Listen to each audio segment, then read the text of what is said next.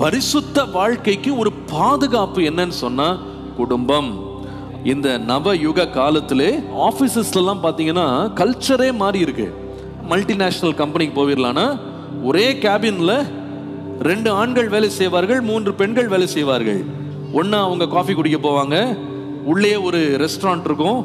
எதிர்ப்பாளரோடு, மற்ற குடும்ப பெண்மணிகளோடு, புருஷர்களோடு, திருமணமானவர்களோடு, திருமணமாகாதவர்களோடு உரையாடும் சந்தர்ப்பங்கள் இன்றைக்கு ஆபீஸ் ரொம்ப சர்வசாதாரணமாயிருச்சு. ஆனால் நம்முடைய தேசத்திலேயும் அதிகரித்து கொண்டு வருகிற காரியம் என்னவென்றால், ஆபீஸ்ல அநேகர் தங்கள் கணவனுக்கு மனைவிக்கு உண்மையா இருப்பதில்லை. தங்களுடைய ஆபீஸ்ல தங்களோடு வேலை செய்கிற மற்ற பெண்மணிகளோடு தேவையற்ற வார்த்தைகள், தேவையற்ற ஜோக்ஸ், தேவையற்ற கதைகள் பேசுவதற்கு ஒரு பெரிய ஃப்ரீடம் இன்னைக்கு நம்முடைய சொசைட்டில வந்து விட்டது. தங்களுடைய ஆபீஸ்ல என்ன பேச வேண்டும் என்று தெரியவில்லை. ஒரு எல்லை கோடே இல்லாமல் வேலிகளை உடைப்போமானால் குடும்பம் சின்னாபின்னமாயிரும். என் ஆபீஸ்ல ஒரு கணவனாக வேறொரு பெண்ணோடு, அது திருமணமான பெண்ணோ திருமணமாகாத பெண்ணோ, ஒரு டாபிக்ல 2 பேர் பேசி கொண்டிருக்கிறீங்க. அது ரெஸ்டாரண்ட்ல இருக்கலாம், அது உங்க காஃபி பார்ல இருக்கலாம், அது உங்க கேபின்ல இருக்கலாம்.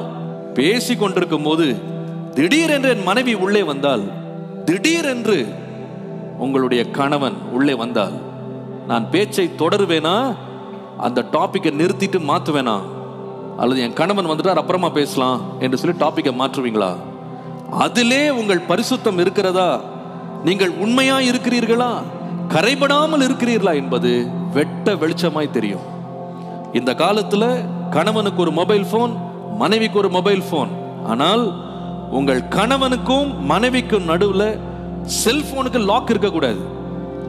லாக் இருந்தால் கணவனுடைய செல்போனுடைய லாக் ஓபனிங் பாஸ்வேர்ட் மனைவிக்கு தெரியணும், மனைவியினுடைய செல்போனுடைய பாஸ்வேர்ட் கணவனுக்கு தெரியணும்.